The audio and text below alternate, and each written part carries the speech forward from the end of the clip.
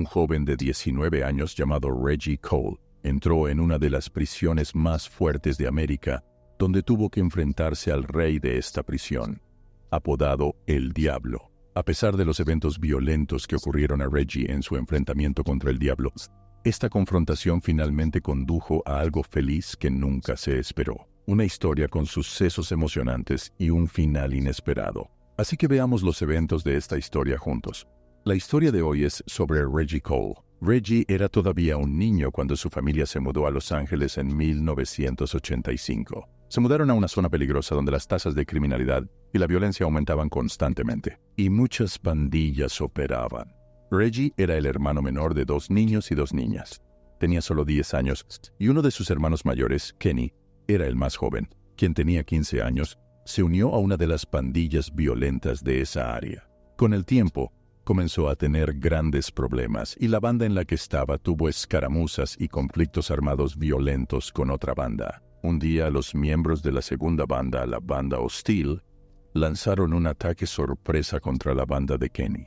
Se metieron en su coche con sus armas y rápidamente asaltaron el área de la pandilla de Kenny y dispararon a un grupo de ellos que estaban parados al lado de la calle. Kenny estaba parado con ellos y fue asesinado. Después de este incidente, Reggie estaba devastado, pero continuó intentando concentrarse en sus estudios para distraerse y tratar de olvidar lo que le sucedió a su hermano. Su familia intentaba ayudarlo a superar esa difícil situación por la que había pasado. Sin embargo, el entorno de Reggie tuvo mucho más impacto en él. Por supuesto, debido a que estaba cerca de su difunto hermano Kenny, heredó a sus amigos y conocidos en este malvado mundo de gángsteres. Y cada año, Reggie se alejaba más de sus estudios poco a poco, hasta que decidió abandonar y sumergirse en el mundo del crimen siguiendo los pasos de su hermano. Lo que empeoró aún más la situación fue la desintegración de su familia y la separación de sus padres. En cuanto a los hermanos de Reggie, su hermano mayor, quien aún vive, consiguió un trabajo en otra ciudad y los dejó. En cuanto a sus 2 hermanas, se casaron, y cada una de ellas vivía sola con su marido. Y su padre, después de separarse de su madre, se fue y vivió solo en otro lugar. Nadie se quedó con él en casa excepto su madre. Su pobre madre no podía controlarlo, y cada día estaba devastada al verlo alejarse más y más de ella. La esposa de su hermano, la cuñada de Reggie, le ofreció un trabajo en su empresa de plomería, pero Reggie se negó porque vivía en otro mundo. En ese momento, Reggie comenzó a plantar y comerciar con hierba. No cometió un crimen grande, pero traficaba con marihuana y drogas, así que nadie se sorprendió cuando fue arrestado por primera vez. Y solo tenía 16 años. La policía lo vio en la calle y trató de hacerle algunas preguntas, pero él se negó a cooperar y trató de escapar. Poco después fue arrestado de nuevo por posesión de armas. Desafortunadamente, Reggie siguió los pasos de su hermano en este mundo, y la mayor parte de sus ingresos provenían de vender marihuana. Hasta ese momento, aunque Reggie estaba sumergido en el mundo de los gángsteres, aún no había estado involucrado en conflictos violentos. Pero luego, después de años, en 1995, cuando Reggie tenía 19 años, fue arrestado por asesinar a un hombre junto a un burdel famoso en esa área. Reggie fue procesado y el tribunal lo encontró culpable. Fue condenado a cadena perpetua y fue enviado a la prisión de Calipatria, una de las prisiones más malas y violentas de América. Reggie vestido de naranja, lo que indica que es un prisionero nuevo. Reggie, junto con otros prisioneros, subió a un autobús que los llevaría a la prisión. El autobús siguió conduciendo por las calles hasta que dejó la ciudad y tomó un camino que parecía bloqueado, y no había nada alrededor. Reggie miraba por la ventana del autobús y solo veía muertes. Poco después, finalmente pudo ver la prisión de Calipatria a lo lejos. Era un complejo formado por varios edificios y se extendía sobre una gran área. Estaba en medio de la nada, como si fuera un cementerio al que mandan a las personas que han sido rechazadas por la sociedad, para que puedan vivir el resto de sus vidas en aislamiento. Reggie estaba nervioso desde que el autobús salió del tribunal, y a medida que se acercaba más a la prisión, se ponía más nervioso. Tan pronto como cruzaron la primera puerta de la prisión, lo primero que Reggie notó fue el olor a estiércol que llenaba el lugar desde el corral de animales de la prisión. Reiki bajó la cabeza hacia sus manos que estaban atadas a la silla, intentando ignorar el olor, pero sin éxito. El olor era penetrante. Luego el autobús cruzó una enorme valla que rodeaba toda la prisión. Esta valla estaba electrificada, y si alguien lo tocaba, moriría inmediatamente. Por supuesto, todos los prisioneros sabían esto. Además de esta cerca electrificada, había una cerca interna que no estaba electrificada. Pero si cruzabas la cerca interna, encontrarías esta enorme cerca electrificada. No consideres escapar de esta prisión a través de sus vallas. El objetivo de esta valla era permitir que los guardias se enfocaran en el interior de la prisión, en lugar de enfocarse en los muros y límites de la prisión, porque los guardias en esta prisión eran pocos en comparación con los prisioneros. Eran 1 por 50, lo que significa que cada 50 prisioneros había un guardia. Justo 3 meses antes de que Reggie entrara en la cárcel, hubo un incidente famoso. 5 reclusos en esta prisión tuvieron una gran pelea con los guardias que terminó con los reclusos haciendo un dab a 8 guardias. Los apuñalaron con cuchillos que hicieron dentro de la prisión. Ninguno de los 8 guardias murió, pero este incidente fue una noticia importante que se difundió por todo el estado de California. Todos lo sabían. El autobús que llevó a Reggie y a los nuevos prisioneros llegó al edificio principal de la prisión, y la mayoría de los prisioneros antiguos estaban en el patio exterior de la prisión, mirando a Reggie y a los nuevos prisioneros. Después de que el autobús se detuviera, uno de los guardias salió y comenzó a llamar a los nuevos prisioneros uno por uno de la lista que tenía. Después, los detenidos eran llevados a la sala de inspección, donde eran despojados completamente de su ropa para asegurarse de que no ocultaban nada en sus cuerpos. Después de eso les dieron ropa de prisión y llevaron a cada prisionero a su propia celda. Las celdas de esta prisión eran como una tumba. Tenía 4 paredes y un techo de cemento sin ventanas, e incluso la puerta estaba hecha de una placa de metal, con una pequeña apertura en el medio que se abría y cerraba desde el exterior. Esta celda tenía una cama doble, un lavabo y un inodoro. Reggie entró en la celda y comenzó a descubrir el lugar, mirando hacia la derecha e izquierda, hasta que notó a una persona durmiendo en la cama de abajo. Esta persona era su compañero de celda. Tan pronto como el último vio a Reggie, Reggie giró su cara hacia el otro lado, evitando el contacto visual con él. Aunque este compañero de celda era la persona más cercana a él la mayor parte del tiempo, Reggie no sabía quién era, así que no quería provocarlo por error. Podría ser una persona peligrosa. Reggie estaba convencido de que para sobrevivir en este lugar, debía evitar incluso hablar con los otros prisioneros. Cuando Reggie entró en la celda, él evitaba hablar con su amigo, y aún sin verlo, usó la escalera para subir a su cama. Se acostó boca arriba y comenzó a mirar el techo. Desde la primera semana en la cárcel, Reggie supo lo peligroso que era este lugar, y que para sobrevivir debía tener cuidado con todo y con todos. La primera lección que aprendió Reggie fue cuando un grupo de prisioneros entró repentinamente en su celda, y su compañero de celda intentó darles la bienvenida y ser amable con ellos, para que no les hicieran daño. Pero estos prisioneros lo atacaron de repente. Él los enfrentó y los desafió, mientras que Reggie estaba durmiendo en su cama arriba, intentando ignorar la situación y pretendiendo estar dormido para que no le hicieran daño, porque su compañero de celda no intentó pelear o resistirse a ellos. Esto se repitió varias veces y cada vez estos prisioneros irrumpían en su celda y hacían lo mismo a su compañero de celda. Y cada vez que Reggie intentaba fingir que dormía e ignoraba la situación, aunque estaba escuchando lo que sucedía. Desde ese momento, Reggie se dio cuenta de que necesitaba luchar para sobrevivir en este lugar. Notó que muchos de los prisioneros tenían cuchillos hechos a mano, lo que significa que usaron cosas normales. De una forma u otra, los convirtieron en cuchillos y cosas afiladas. Así que también tuvo que hacer su cuchillo. La única herramienta que tenía era su cepillo de dientes, con una piedra. Reggie afilaba la punta del pincel hasta que se volvía aguda y lista para ser utilizada en apuñalamientos. Así que su cepillo de dientes se convirtió en su cuchillo. Cada día los prisioneros tenían derecho a salir al patio exterior de la prisión, mientras observaban la situación. Notó que la mayoría de los prisioneros estaban en bandas, y sintió que necesitaría unirse a una banda que lo protegiera y lo respaldara. Pero el problema es que era difícil para los nuevos prisioneros como él unirse a una bandilla de inmediato. Tenían que demostrar su valía primero. Reggie empezó a buscar una pandilla que estuviera cerca de su pandilla original, con la que había estado trabajando antes de ser arrestado. Intentó observar la situación desde la distancia sin llamar la atención de nadie. Sabía que si llamaba la atención de los demás, eso sería como una sentencia de ejecución para él, aunque Reggie intentaba mantenerse alejado de los problemas tanto como podía. Un día, Mientras caminaba por el patio de la prisión, un grupo de prisioneros lo atrapó de repente.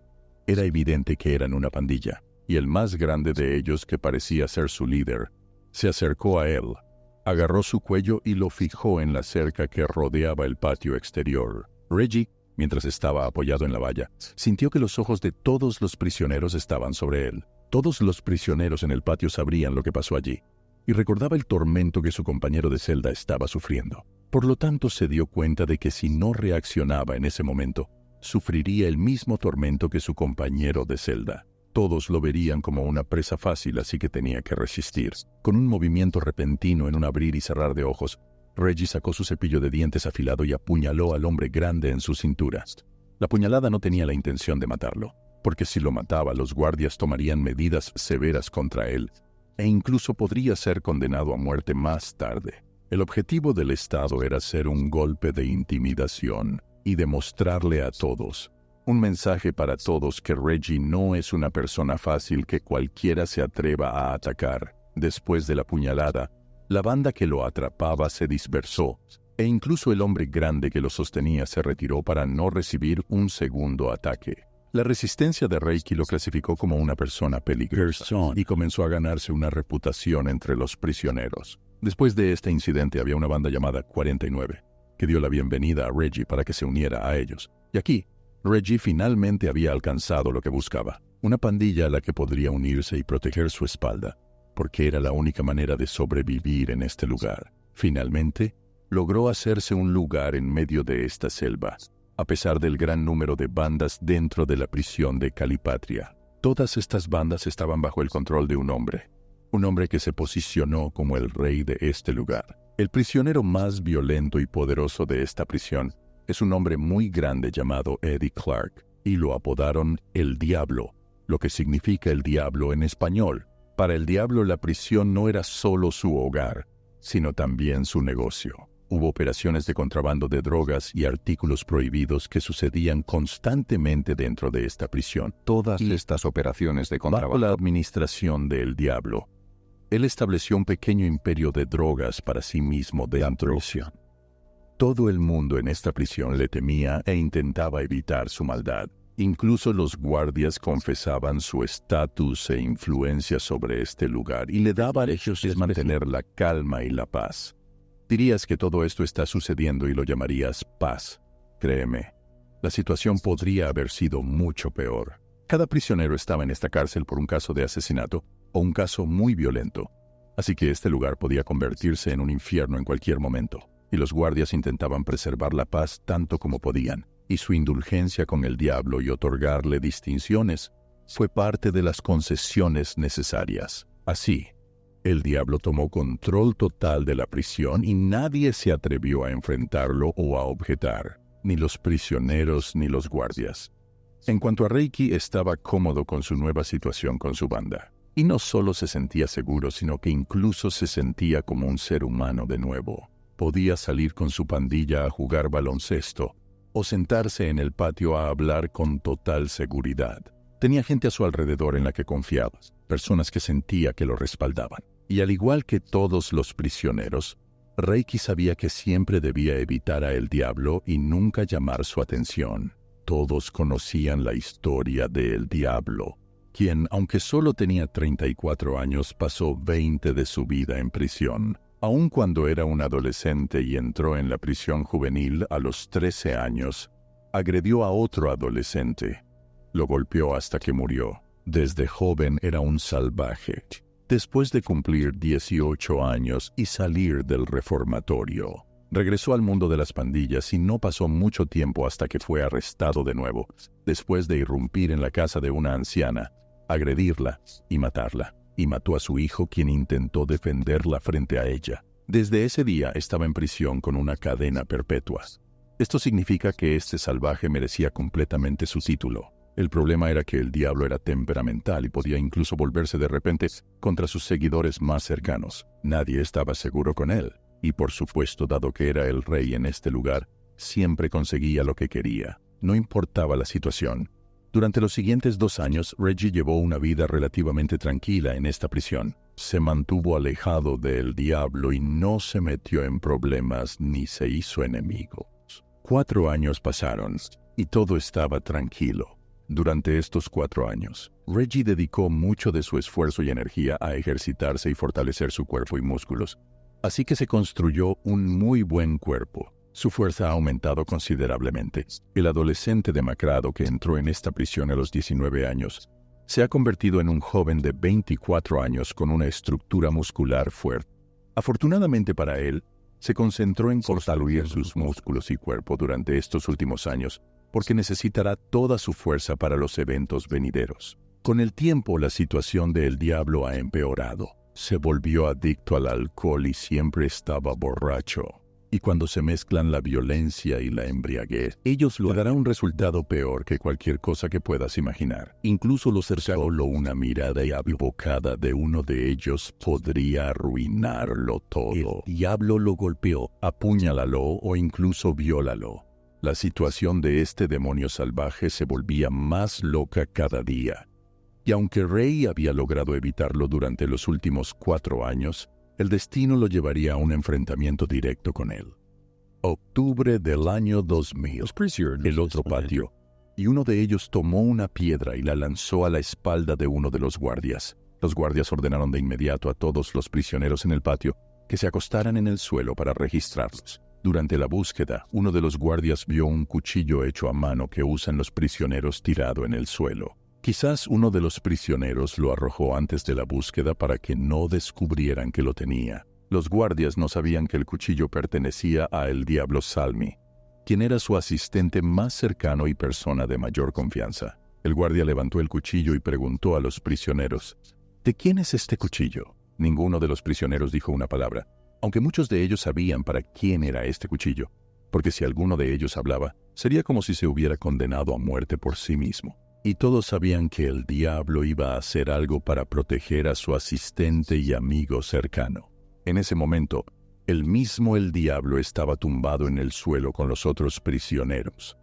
Levantó la cabeza y comenzó a mirar entre los prisioneros, buscando a alguien a quien pudiera acusar. Por coincidencia, sus ojos se posaron en Reggie, quien estaba realizando una tarea de pintura en el patio exterior, porque la administración de la prisión solía permitir que los prisioneros hicieran trabajos de mantenimiento manual dentro de la prisión. Así que le asignaron a Reggie la tarea de pintar una de las paredes del patio exterior de la prisión. Reggie estaba acostado en el suelo como los demás prisioneros con pinceles en su mano. Sintió el momento en que los ojos del diablo cayeron sobre él, y sabía que tenía la intención de hacerle daño.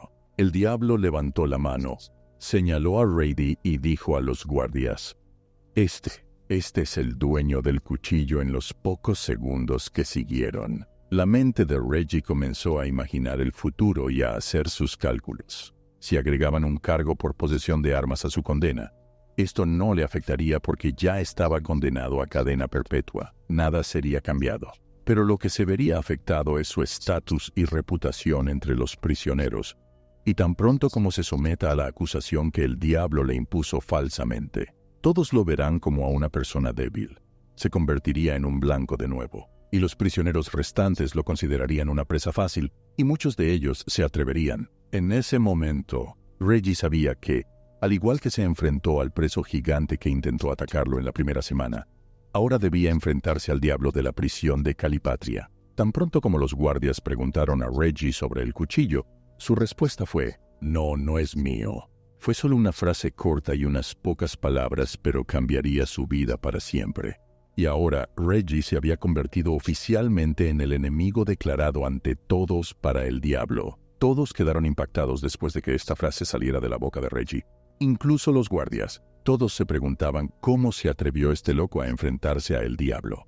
Reggie no se enfrentó a el diablo después de eso, pero conocía la situación en la que estaba. Sabía que se había convertido en enemigo del diablo. Durante las semanas que siguieron a este incidente, Reggie siempre estaba en estado de alerta. Esperaba que el diablo o uno de sus asistentes lo atacaran en cualquier momento. Incluso cuando dormía en su cama por la noche, era incapaz de dormir cómodamente. Y cada vez que salía al patio exterior durante su descanso, siguió de cerca a el diablo y a sus asistentes, tratando de mantenerse lo más alejado posible de él, y de quedarse cerca de los guardias, o en un lugar donde todos pudieran verlo, para que no fuera atrapado por el diablo y su grupo. Pero un mes después, en noviembre de 2000, un día Ray estaba caminando en el patio exterior y notó que el diablo se acercaba hacia él. No intentaba sorprenderlo ni caminar a escondidas. Se dirigía directamente hacia él. Reggie no sabía qué hacer, y el diablo se acercaba cada vez más hasta que se puso frente a él. Sujetó el hombro de Reggie con la mano izquierda y lo apuñaló en la cintura con la derecha. No fue una puñalada mortal, pero sí un mensaje doloroso. Un mensaje que dice que los días de Reggie en esta prisión están contados. Al sacar el cuchillo de Reggie, lo lanzó al césped y se alejó. Reiki puso su mano. En lugar de esto estaba sangrando y ninguno de los prisioneros que vieron lo que sucedió intentó ayudarlo. Todos miraban hacia otro lado como si no vieran nada. Incluso los guardias, ninguno de ellos intentó intervenir. Reggie seguía presionando su herida para reducir la cantidad de sangre que salía. La campana sonó, lo que indicaba el fin del recreo, y todos los presos tenían que volver a sus celdas. Pero antes todos se alinearon en la puerta para ser registrados. Los guardias los registraron para verificar si tenían armas o contrabando que intentaban pasar a sus celdas. Fue una búsqueda rutinaria que siempre hacen después del descanso. Todos los presos se alinearon. Ánimo, Blow estaba al frente y Reggie estaba 3 o 4 prisioneros más atrás de él. Reggie seguía presionando su herida e intentaba ocultarla de los guardias. Pero la herida no era lo único que Reggie intentaba ocultar. También estaba escondiendo su cuchillo que había tomado del patio exterior. Había enterrado un cuchillo en un hoyo y lo había escondido cuidadosamente para poder usarlo cuando lo necesitara. Unos minutos antes de salir del patio sacó el cuchillo y se puso en fila, esperando su turno en la búsqueda con un cuchillo en el bolsillo. El diablo que estaba al frente de la fila de búsqueda llegó al guardia, quien comenzó a registrarle de frente, y luego le pidió que se diera la vuelta para poder registrarle por detrás. Cuando el diablo se volvió para ser registrado, miraba a los prisioneros que estaban detrás de él, y Reggie estaba en la fila entre ellos. El diablo lo mira con desprecio y una sonrisa sarcástica. Mientras el guardia aún buscaba, de repente, Reggie, quien sostenía su herida, salió de la fila y corrió rápidamente hacia el diablo. Levantó la mano con la que sostenía el cuchillo y apuñaló a el diablo en la garganta. Todos estaban congelados en su lugar, incapaces de creer lo que ocurrió frente a sus ojos. El diablo abrió los ojos con una expresión de sorpresa. Esta expresión de sorpresa rápidamente se convirtió en una expresión de dolor, y su gran cuerpo retrocedió. El cuchillo salió de su garganta y, con sus manos, intentaba detener el sangrado sujetándose el cuello. Pero el problema era que se estaba asfixiando y no podía respirar. Todo sucedió en unos pocos segundos, durante los cuales el diablo cayó al suelo, retorciéndose de dolor, y antes de que los guardias pudieran moverse o reaccionar, Reiki se tumbó en el suelo y puso sus manos sobre su cabeza como clara señal de rendición, diciendo y gritando: «Sé lo que hice. Sé lo que hice», tratando de demostrar a los guardias que no pondría en peligro la vida de otros y que su único objetivo era el diablo. Ray fue arrestado inmediatamente por los guardias y puesto en confinamiento solitario. Toda la prisión estaba en estado de alerta esa noche. La muerte del diablo podría provocar un gran desorden en la prisión, así que todos los prisioneros fueron encerrados en sus celdas y se les prohibió salir por cualquier motivo. Reggie ahora enfrenta su segundo crimen de asesinato, lo que significa que si era juzgado, había una alta probabilidad de que fuera ejecutado, y casi no había ninguna posibilidad de que Reggie evitara ser condenado por este crimen. Todos vieron lo que pasó, y él lo admitió. Lo único que podía salvarlo era decir que había cometido este crimen en defensa propia, y esto era relativamente cierto. Pero incluso si lograra convencer al juez de que esto fue en defensa propia, y aun si lograra evitar ser condenado a muerte, sería condenado a al menos 10 años de confinamiento solitario. Reggie era tan pesimista que veía el futuro oscuro, incluso cuando le presentaron una lista de abogados designados por el Estado, y quién podría representarlo gratuitamente en la corte. No pensó mucho en el asunto y eligió cualquier abogado de la lista al azar, porque pensó que al final el resultado sería el mismo. Pero estaba muy equivocado. El abogado al azar que eligió, Christopher Blord, haría algo con lo que ni siquiera soñaba. Este abogado, Christopher, descubriría algo que lo cambiaría. Todo comenzó cuando él empezó a investigar los archivos del caso original, por el cual Reggie fue encarcelado. El caso de asesinato que ocurrió en 1994 frente a un burdel. La víctima en este caso era un hombre de 29 años llamado Felipe González. Cuando dos oficiales de policía llegaron a la escena del crimen, eran un hombre y una mujer. Estos dos agentes lograron encontrar al gerente de ese burdel, cuyo nombre era John Jones, y lo arrestaron para interrogarlo, porque los burdeles son ilegales. John Jones se convirtió en el principal testigo del caso, y según sus palabras, vio todo lo que ocurrió esa noche desde el segundo piso del burdel. La víctima, González, llegó al burdel, detuvo su coche, subió al autobús y se fue, y tocó la puerta del burdel. Pidió ver a una persona en particular, pero le dijeron que la persona que buscaba no estaba allí. Después de eso, Philip volvió a su coche, y de repente 3 adolescentes armados se acercaron a él. Se notaba por su aspecto que eran miembros de una pandilla, y le pidieron que les diera dinero. Pero Felipe González no hablaba inglés. No los entendía. De repente estos 3 adolescentes lo mataron a tiros y huyeron por uno de los callejones. John Jones dijo que notó a uno de estos adolescentes cojeando mientras huían, así que asumió que fue herido durante el ataque, ya sea por uno de sus amigos o tal vez se disparó accidentalmente. La oficial de policía que estaba a cargo de este caso. Este fue su primer caso de crimen. Así que comenzó a buscar criminales que fueron arrestados por otros casos en la misma área donde ocurrió el crimen. Uno de estos criminales era Reggie. Reggie tenía 19 años en ese entonces. Y como se mencionó antes, trabajaba con una banda vendiendo marihuana. Y además le dispararon en la pierna.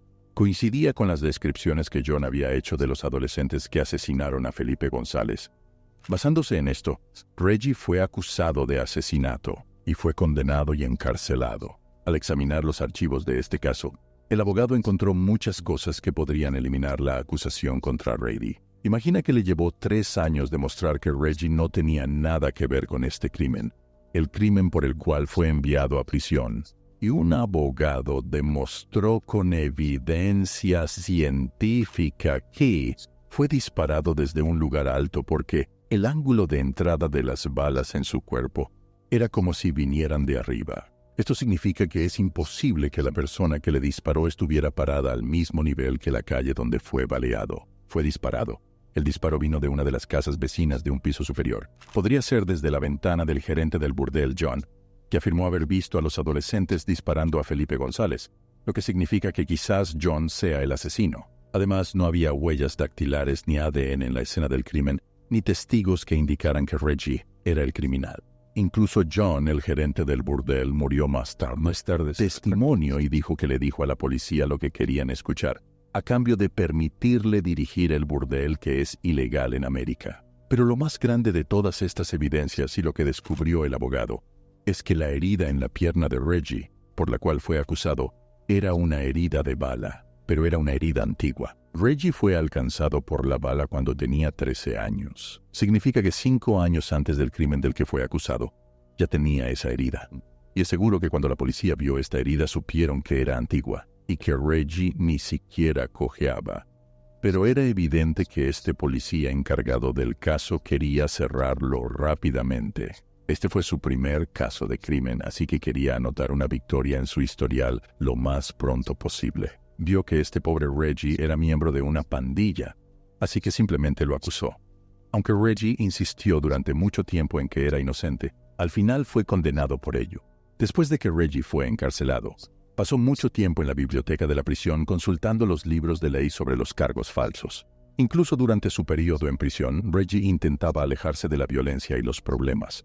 Pero los problemas lo perseguían. Se vio obligado a defenderse y tratar de sobrevivir en este entorno en el que fue acusado de un crimen que no cometió. Imagina que el abogado había estado trabajando en este caso durante 3 años. Durante esos años, Reggie estuvo en confinamiento solitario después de haber matado a El Diablo. Y luego el abogado llevó el caso a juicio de nuevo. Finalmente el juez dictaminó que Reggie era inocente del primer crimen del que se le acusó. En cuanto al asesinato de El Diablo, redujeron los cargos del delito de asesinato en primer grado al delito de asesinato en segundo grado. Condenaron a Reggie a 10 años de confinamiento solitario en conexión con el asesinato de El Diablo. Este caso tomó mucho tiempo, y para cuando se dictó la sentencia, Reggie ya había pasado 8 años en confinamiento solitario. Y estos 8 años se contaron dentro de la sentencia, por lo que solo le quedaban 2 años para ser liberado. Tras cumplir los últimos 2 años de su condena, Reggie finalmente salió de prisión en el año 2009. Después de pasar 16 años en prisión, 10 de ellos en confinamiento solitario. Y aunque pasó por momentos difíciles, estaba feliz con su libertad. Después de ser liberado, Reggie entró en una larga batalla judicial para recuperar sus derechos. Y finalmente, en 2017, Los Ángeles pagó a Reggie una compensación de $5,2 millones.